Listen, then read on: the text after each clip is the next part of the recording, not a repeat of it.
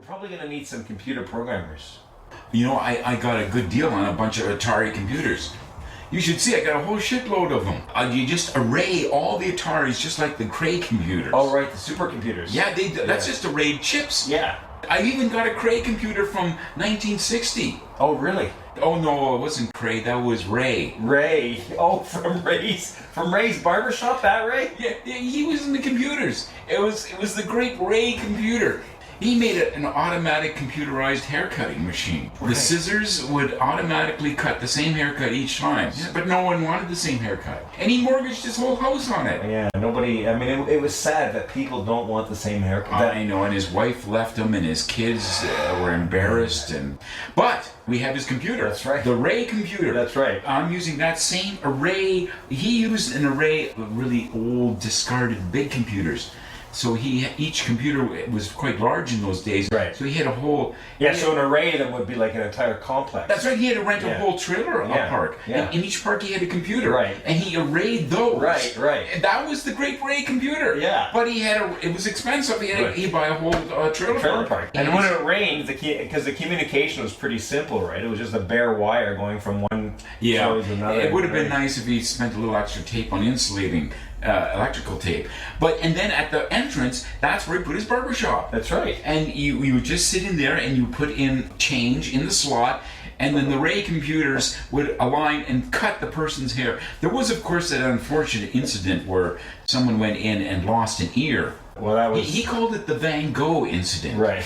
He always liked to make things sound sensationalist, right? It was all for the papers. Wasn't there a Randy Rhoads incident as well? Randy Rhoads wasn't around yet. Yeah, but Randy Rhoads was named after the Randy Rhoads in. That's right. Randy Rhoads named himself after the Randy Rhoads incident. Yeah, which was. Well, he went in there and he lost his entire forehead. He was scalped. Yeah, he was scalped. They called it the Great Scalp. Right. Of course, it was just a programming glitch in the Ray computer. Well, he forgot to evict someone out of one of the trailers. Yeah, that's right. And the guy was in there drinking beer and he spilled it all over. That segment of the Ray computer, it fucked up. That's right. Some idiot drinking. And so basically his head was perfectly flat on top, and part of his brain was missing. But luckily it wasn't an important part. No, it was the only one that you need for things like washing clothes and picking up after yourself. Yeah, how to operate a clothing machine. And Ray was pretty. He wasn't. Well, he was eccentric. He was sloppy, but we won't be sloppy. No. But he had a good idea about the way he arrayed things. Right. Now, so just think of it. I just went, hey, what if... Is that where the name Array came from? Because it was after Ray? I never thought of that. Yeah. He's a singular Ray. Yeah. And then it's the Ray array. The Ray array. The great Ray array. Ray array. I mean, he's the guy who came up with parallel processing. And all I did was just go, this is our example of going on the shoulder of the giants. Right. You know, I just took one trailer and replaced it with one Atari computer. Right. And I just did the same thing. I didn't take up a trailer park. Right. No, it just took up 50 square feet. 50 square, that's nothing. Oh, we can just build a tent over that. That's right. And as long as it doesn't rain, we're home free. Yeah. You are the king of lethargy. You were elected king of lethargy by the Lethargy Club. That's hell of a club. We get together and we don't do fuck all.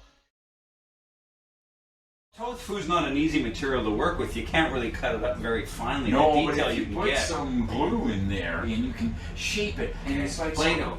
Yeah, Play-Doh. Plato, the philosopher?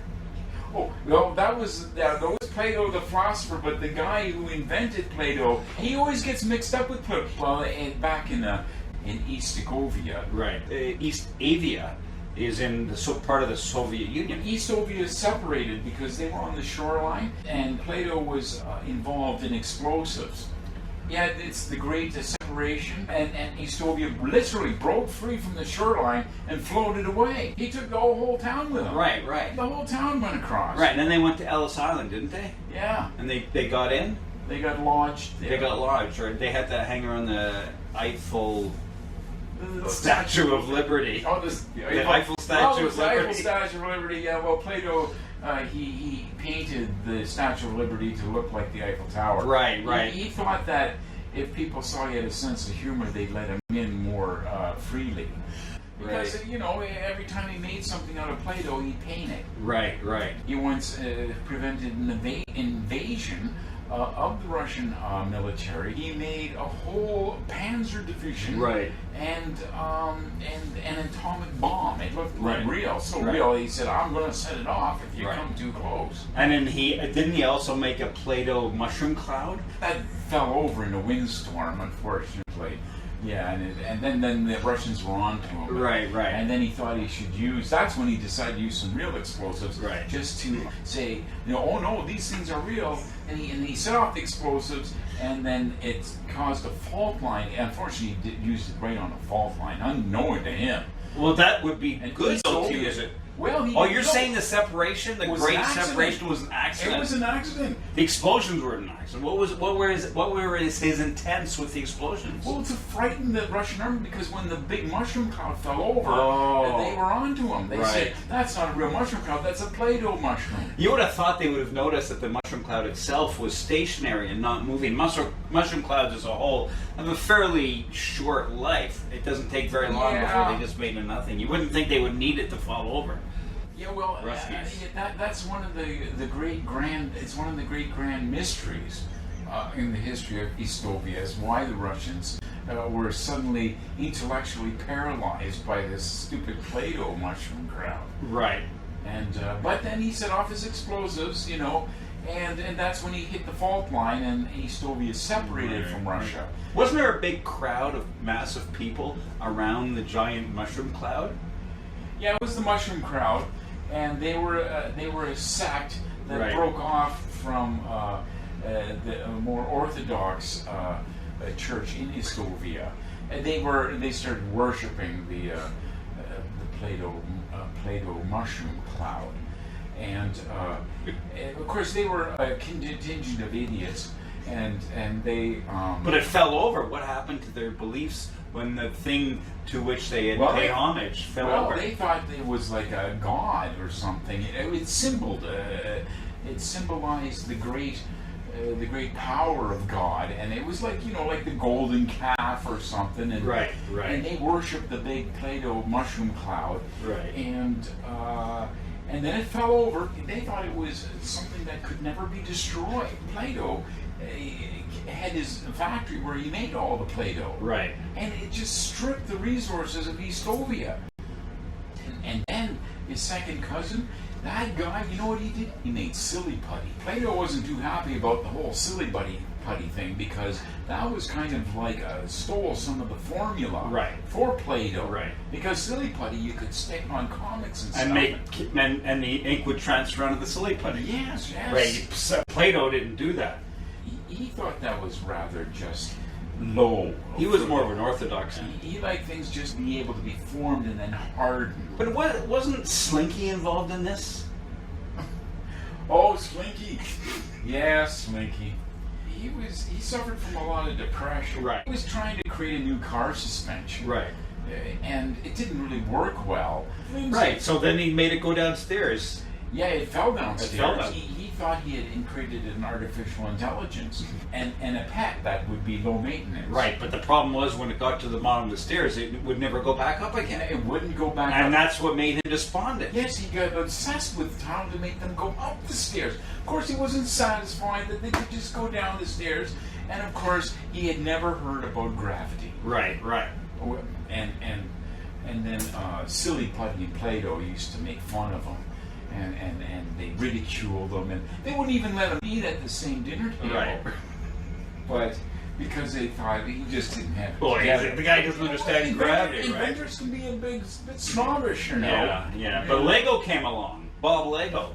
Well, Lego wanted to build a whole town, and he thought that's when the great.